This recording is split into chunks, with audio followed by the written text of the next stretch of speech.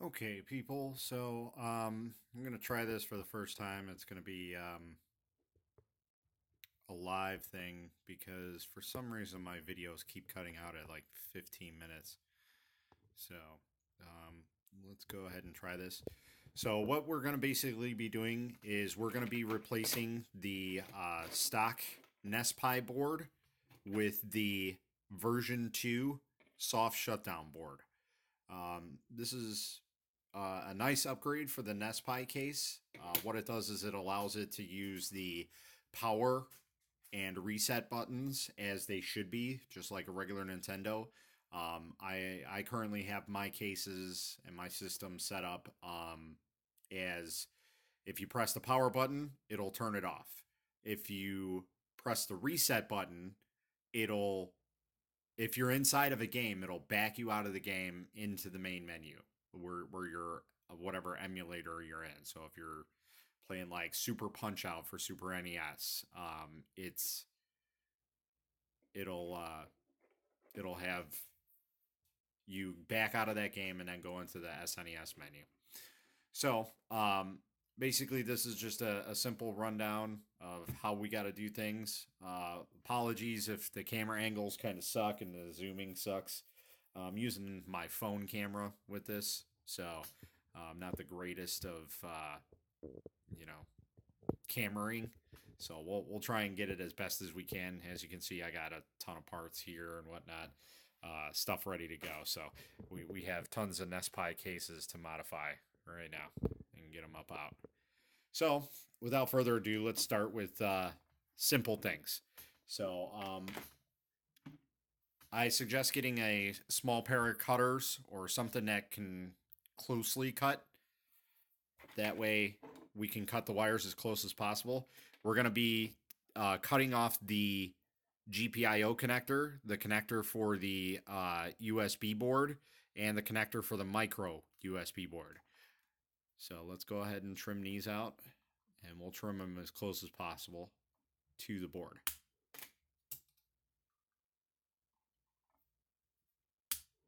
All right, so we're going to set those aside in my pile of miscellaneous junk. So now we're just left with the board. So what we have to do with this board is we have to desolder. This is optional.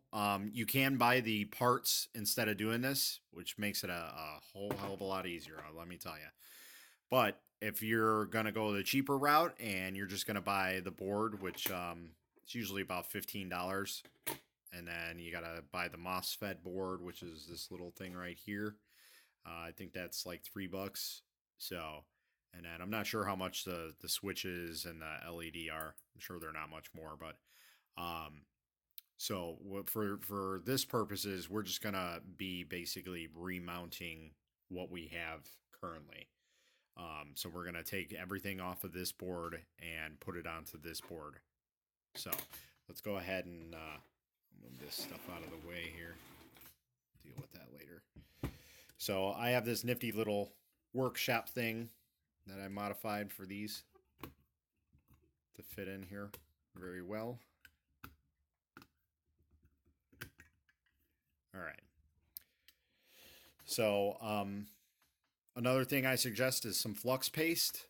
That'll help loosen up the solder. So I'm just going to dabble it all on the solder points. Give it a good generous amount. Again, I'm not really worried about this because we're going to be basically tossing out this board. We won't need it after this. I mean, you can keep it around for your own personal use. That's entirely up to you. But for me, I have about 30 of these laying around, so I don't really need them. So we're just going to go down and systematically desolder each and every one. I'm going to use this little desoldering sucker thing.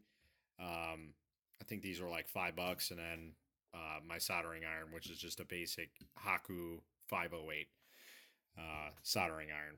So let's go ahead and press that on. Get it as close to the thing as the soldering iron as possible, and then suck it out. Now you're not gonna get 100% of the solder, maybe like 80%. If you do get 100%, you're very lucky. I'd have to say it's like 1 in 10 for me to get that. So.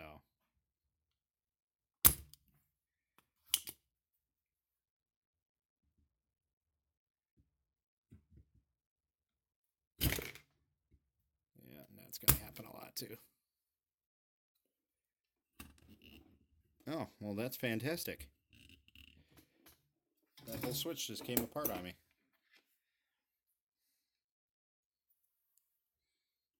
That's great.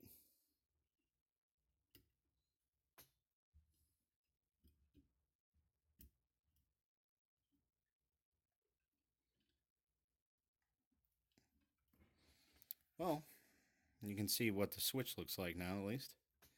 So there's your contact points inside here, and there's a little slider right there. So we're going to go ahead and try and fit this back on here.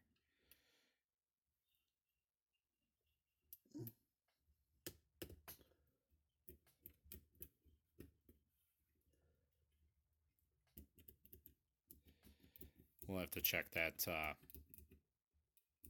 that connector to make sure that it's still okay. Because I'm not too thrilled about that. We might have to go and buy a new connector. Anyway, that's the joys of live video and, well, my videos in general. I usually don't edit them. So let's go and get back to what we were doing for the incident. Move this camera.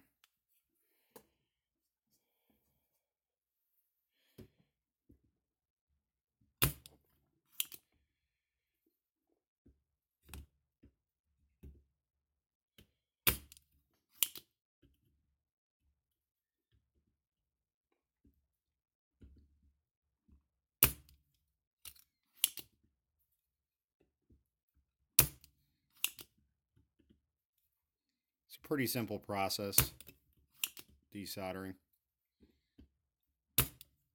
That flux paste definitely helps because that keeps it from destroying the board in case you do want to keep that board. And if you're ever not sure that, you know, the solder point or desoldering point has all the solder out of it, you can always just go back and do it again. So we pretty much have most of that desoldered the way that it should be. So I'm going to use my pry tool, which is basically a miniature jeweler's screwdriver flathead. And if you look right in between the PCB board and these switches, there's a little gap. And if you finagle in there good enough, depending on how good you desoldered it, sometimes it comes off, and sometimes it requires a little more desoldering. So what we're going to do is we're just going to desolder one by one. So it's going to go 1, 2, 3, 4, 5, 6. And as I'm doing that, I'm just going to keep pushing this up and wiggling it around as best as I can.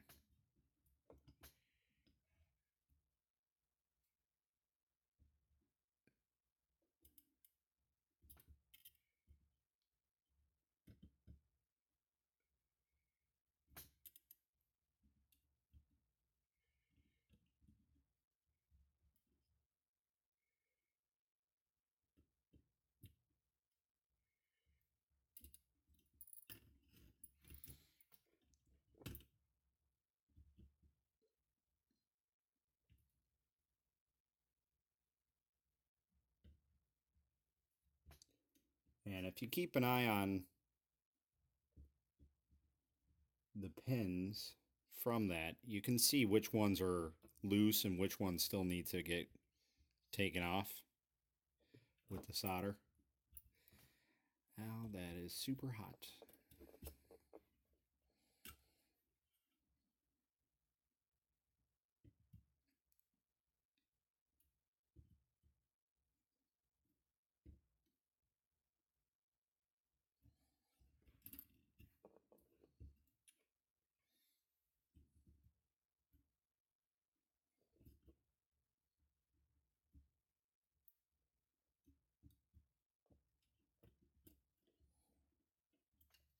so it looks like this is coming off now.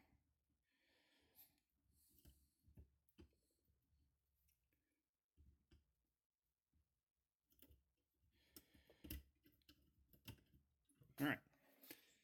So now that we have this off, you can kind of see that there's still some stuff on it. And we'll just use the tip of the soldering iron. So like you'll see there's a little cap right here. That's from the actual PCB board. I actually pulled the solder point right out of the PCB board. So we're just gonna take the tip of our soldering iron and we're just gonna take it right off. So there's that little tiny piece. We're just gonna put it away. You don't want to stay on these for too long because you will ruin the contacts inside the switch. And then you would have done this for naught. So then you'll have to go out and buy new switches, which, you know, like I said, is not the end of the world, but I try and salvage everything. So for the most part, that looks pretty good. We'll probably clean them up a little bit here and there. What's nice about these is they're already pre-tinned, so there's still some solder on these. So when we go to resolder them onto the board, it'll make it a lot easier. So I do this part first because this is the harder part, and having everything off is just, it makes it a lot easier for me. You can do it any other way. Let's see if we could just pry this out. No, it's not going to be coming out. So what I'm going to do is I'm going to do the same thing with this one. I'm going to desolder one joint at a time.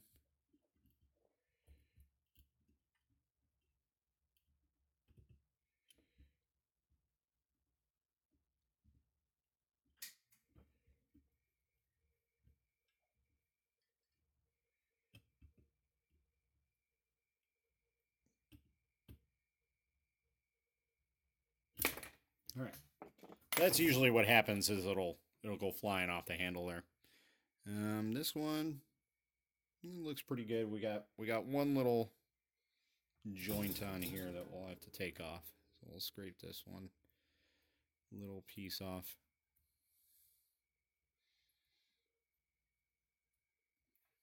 And there we go. That one actually came off pretty clean. Now for the LED, I use a little small pliers and I pull one at a time.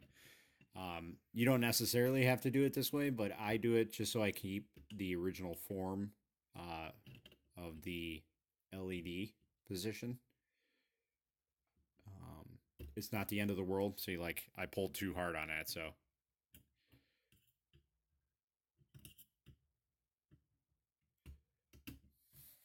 All right, so there we go. So we'll just have to reposition the posts, which is simple. You can do that by finger, by screwdriver, by whatever. So as long as we get them close, and we'll get it all corrected. And then the last piece you got to take out is this little tiny screw. You can use the screwdriver that came with the Nespi case, the little orange one. You can take it off. That's the same size. So we'll take this and take it off. So there's pretty much part one done.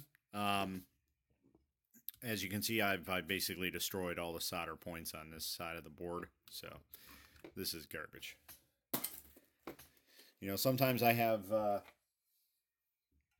good days with those. Some days I don't.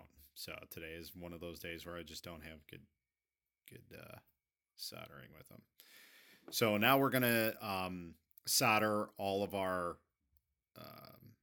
diodes and resistors and capacitors, and then we're gonna go ahead and mount the MOSFET board. Now I do it a certain way. You can do it a different way, but I'll show you the way that I do it, just because I like to have things looking nice and pretty and flush mount. So all right, so for this, where's my parts here? trim it. Capacitor? Guess I didn't.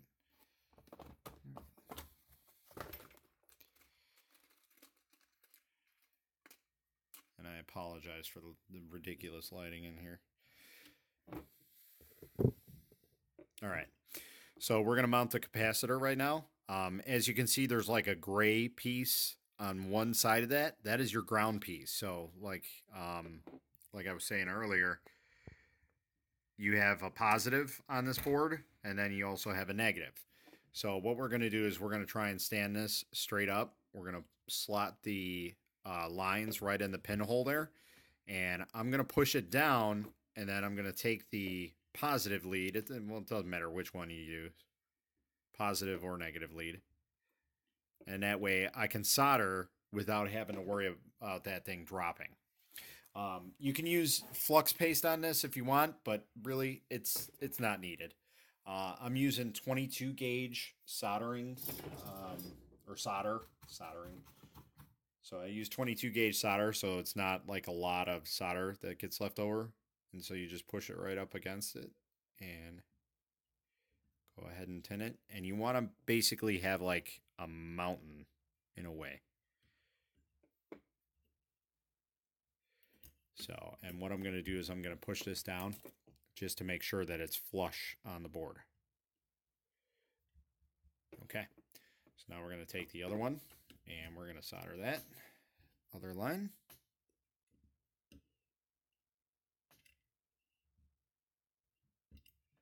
All right. Clean off our tip. Put that away. And we're going to snip off the two lines here. I use a very close snipper to get a clean and non-abrasive cut. Okay, so that's soldered. And if you're ever worried about, you think you don't have enough solder on it, go ahead and put some more solder on it. It's not the end of the world. So now we're going to mount our 2.2K resistor. So these are pretty easy to install. You just take your thumb and your, index finger? I always forget. Take your two fingers and then just bend this into a U. So like that, and we're going to put it in one hole and in the other hole. And there you go. Now these you can solder from the top or the bottom, either one. So we're just going to solder from the top. So we're actually going to do a couple different ones right now. So we're going to put on our diodes as well, since we're going to be soldering from the top. Do the same thing. Put your two fingers on the center of the diode. Now, like I said, you got to be wary of the position of the diodes, because if you do it wrong, you're not going to have stuff working. So where the 8 is, that black piece should be showing. Just push that down as best as you can. Take our other diode. Do the same thing.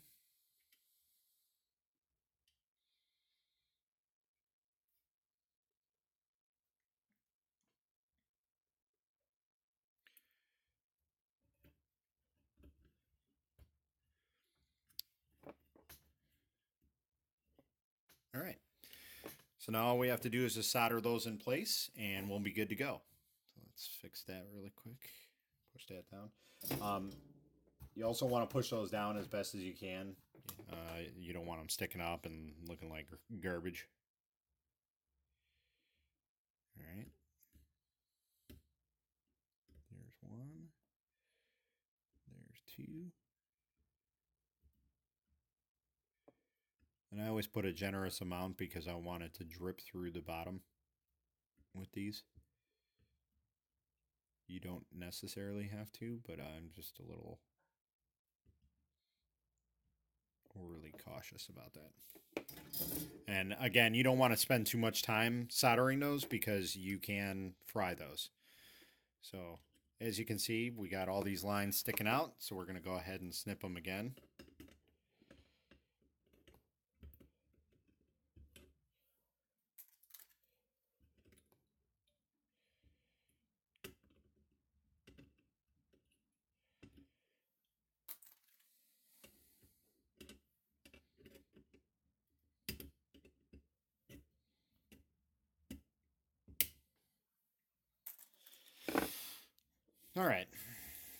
So now we can do one of two things. We can either mount the MOSFETs or mount the switches. Let's go ahead and mount the MOSFET, because this way I can set it up the way I need it to go. See, and that's what's very nice about this little PCB board holder. So you want to make sure that your MOSFET board is in the off position. And if you flip it over, you can see the matchings are the same. So this is actually going to be flipped over and it'll look like that. So your switch is going to be outside of the board here. And then another thing we're going to do is put the connectors, the pin connectors, right through the board. And you want to make sure you put both of them on there, because if you solder one side, chances are the other side is not going to fit. It's happened several times, so I just try and have them both on here. And if you're wondering, like, usually out of the pack, these black spacers come right in the middle. I push them all the way down because I want to have a flush mount. So you don't necessarily have to have a flush mount. You could also mount them this way. This is what normally does.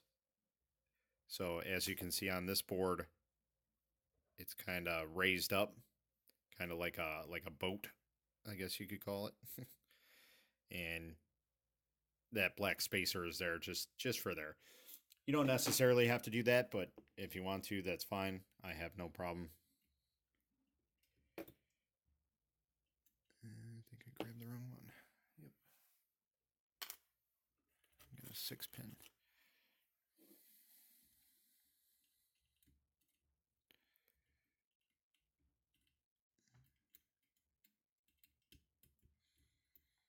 All right. So now we're going to go ahead and solder.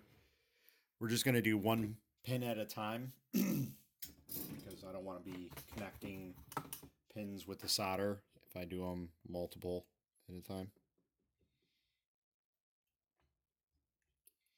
And again, you can put a generous amount of these on here because sometimes it does drip through. Most of the time it doesn't, but you know, worth a shot. Just less for you to solder on the bottom. So I'll show you what I mean when we get to the other side.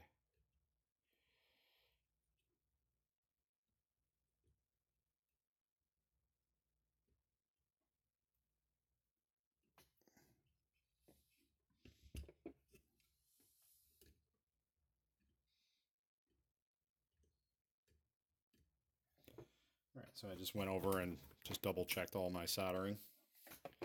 So let's go ahead and see if we can do this one really quick. I might have to get my alligator clip to hold this one, because we're actually going to do this from the bottom. But we'll see. So I have a little alligator clip here. I'm going to use it to hold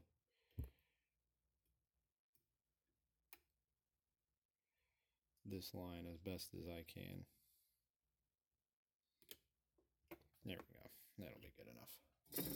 So as soon as I get the first one in, I won't need that alligator clip.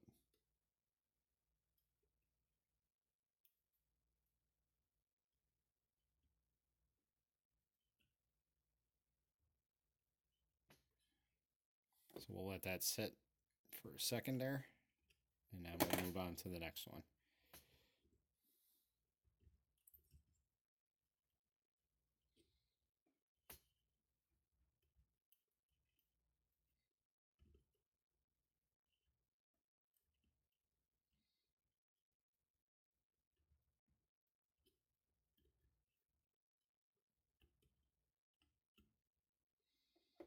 All right. So that side's good. Now let's flip this over and see how our solder points are on the bottom, because we want to have a good connection on both ends of the PCB. So it looks like most of those went through. We'll I'll just go through and double check some of these and make sure that they got some good solder points on them.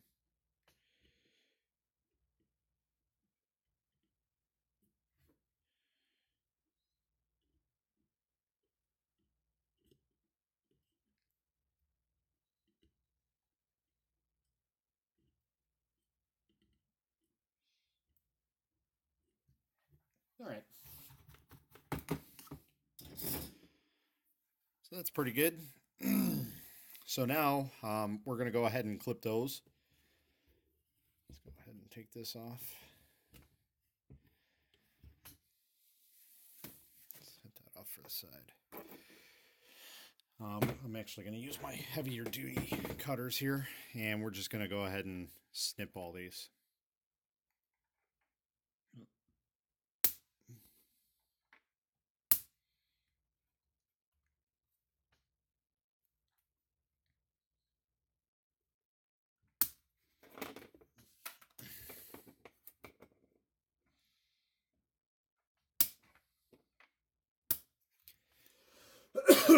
Excuse me.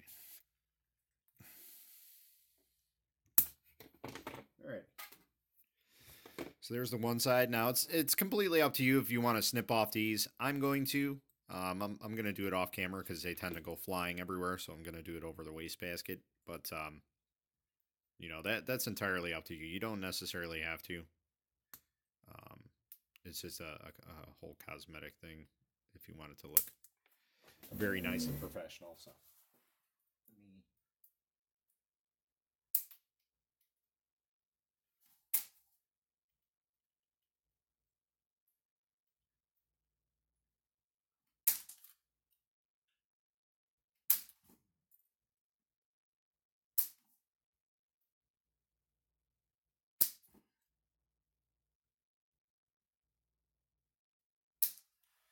Okay, so now we've got everything snipped as best as we can.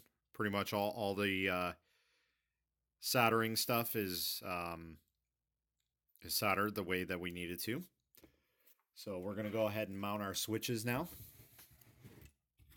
Let's go ahead and put this board back on here.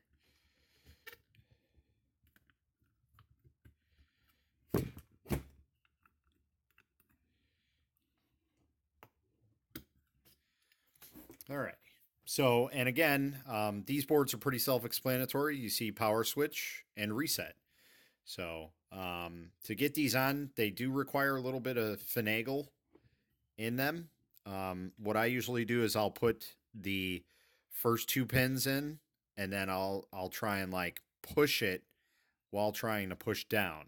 So that way we're trying to get a good connect on this. And this part's going to be kind of hard to see, but let me see if I can get a good angle on it.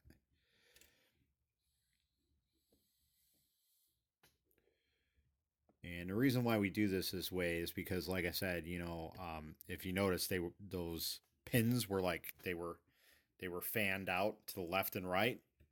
Well, that's why you got to kind of have to finagle it in there because they're not straight pins. If it was brand new switch, it would work as a straight pin. So, you know, I'm using different connectors, but whatever. They all work the same. So, and again, with this same one, I'm going to put in the two front pins.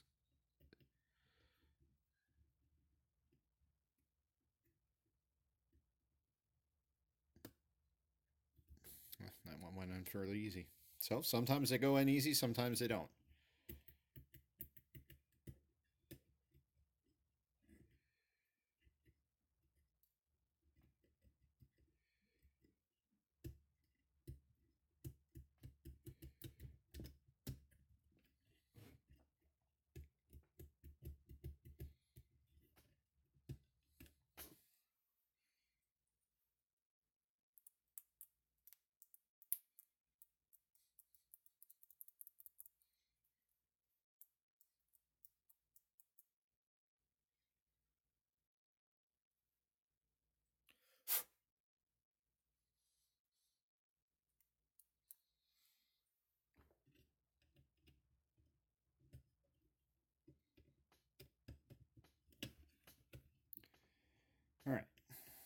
So now we're just going to flip it upside down, and we're just going to solder each one of those joints. Let me get some more solder.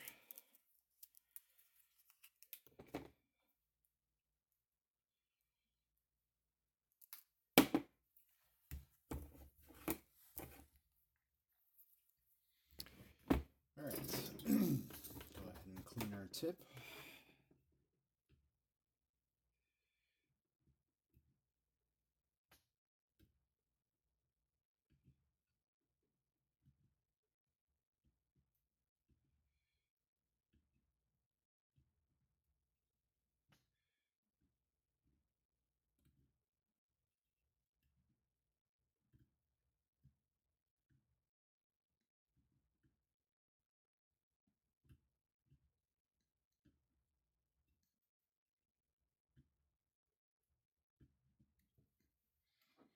All right.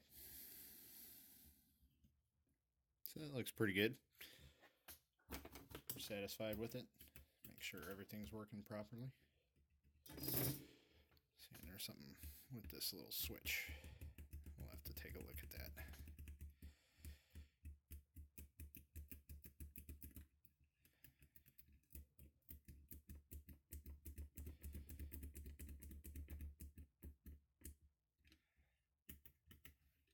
Anyway, so that's pretty much it for the board and most of the soldering.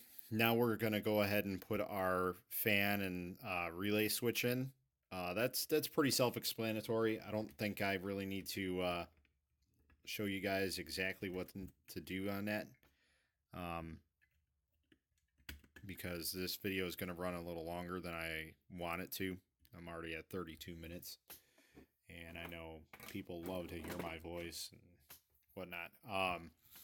So yeah, what I'm usually going to do is I'll take the power wires, and at this point, it's up to you. You can upgrade the power wires to whatever gauge you want, as long as it's either 20 or 22 gauge. I will say that it's kind of hard to get 20 or 22 gauge through here, but it is necessary in order to take care of the power bolt issue. I personally have never had that issue. I use a 5.1 volt 3 amp power supply, so I have too much power running through it to have that issue. But if you do have a 2.5 amp 5 volt power supply, I know that does have issues with it as well. So so you can upgrade the wires at this point in time. If you feel the need to, you might as well, since you got it already desoldered and cut off and whatnot. So what I'm going to do is I'll have these wires coming up, and then the GPIO pins are going to be coming out. So, and then all of our other wires we're going to be having coming in. So the stock GPIOs, and again, these are all listed as positive and negative, so I mean, it's pretty hard to screw this up. So I would solder these two wires right there. Take our smaller wire that we cut off. This is for the USB board. We're going to solder those two wires onto there. So those two are coming up, just like that. And then the power wires are going to be coming in from the bottom. And then our GPIO wires, this is just a test one, but we're only going to be using 3 of them because I'm not going to be using a fan switch. If you put on the fan switch, you got to do a little more soldering with all the stuff, but I'm not going to do that here. I'm just going to use the control, reset, and switch. And you go ahead and you solder those directly into there, and then you're done. That's pretty much it. It's just a drop-in board at that point. So if you guys got any questions, comments, concerns, please don't hesitate to contact me, ask me about it.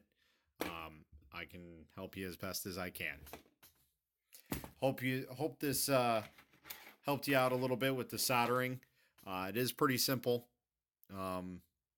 You know, with these boards, make it look a lot nicer than what they used to be. So I'll drop a link below where you can order these and where you can order the parts from, if you want to do it all from scratch. And, if you want to do it that way, by all means, you can do it that way. So, hope you enjoyed the video. Have a good day, guys.